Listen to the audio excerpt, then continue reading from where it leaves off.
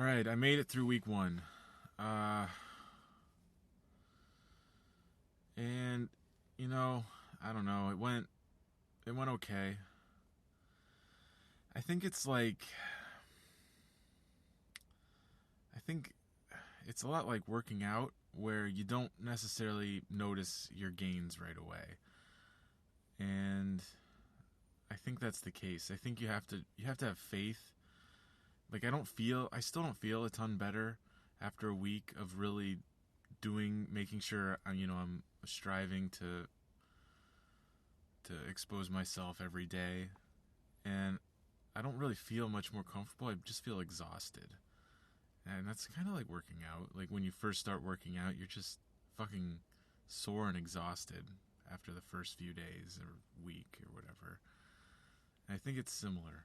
So I have faith that if I keep pushing the same way, eventually I'll get there. And to borrow another analogy from working out, I've heard this like it's you get way your workout is way more effective if you remember to breathe during your workout. Like if you sit there and you're doing bench presses and you're just holding your breath the whole time.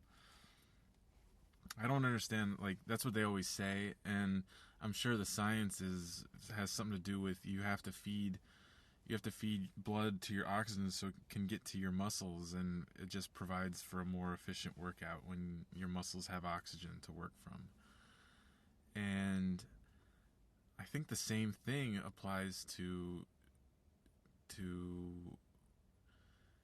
making strives like mentally, like exposure therapy.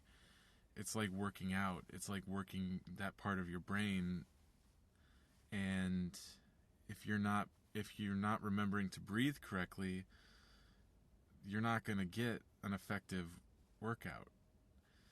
So like, and the brain uses way more oxygen than any other part of the body, so it's even more important. And so many times I fall into the trap of when I get anxious, I slowly, I kind of hunch over, and then I feel my breathing slow down, and I'm like almost holding my breath. Like I'm just afraid to even breathe sometimes, because it can be like I'm afraid that might be breathing too loud. If it's like a quiet office, I'm like just super super self conscious of that, and so my breathing just goes way down. And I'm starting to think that one of the most important things to remember is to frickin' breathe, like take deep breaths. That's what they always say, that like for relaxation, deep breaths, and um, I'm really working on that. Making sure that that's my number one priority, is to remember to frickin' breathe. And breathing is it has an added benefit of when you breathe, you're more focused on yourself when you're focused on your breathing, and that's the benefit of staying with yourself, staying with your body and your experience. And it's just, there's no way around it. You have to freaking breathe. I think it when I have tended to slow down my breathing and very shallow breathing, I think that's kind of when you kind of get caught up in the fight or flight. It kind of takes over, and then you kind of get like locked in it. And man, I've had bad vicious cycles where I get locked in to fight or flight a little bit, and then I feel like tension from everyone around me, and that further locks me into fight or flight more, and then I feel more tension, and it's just like doesn't end. And the only way to end that cycle is with you, and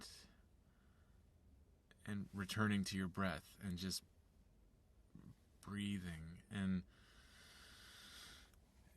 it kind of opens you up more to the discomfort too when you do that. And that's good, because the more you can open yourself up to it, the more you can eventually overcome it. Because you have to face it, and the more you face it, the less it worries you.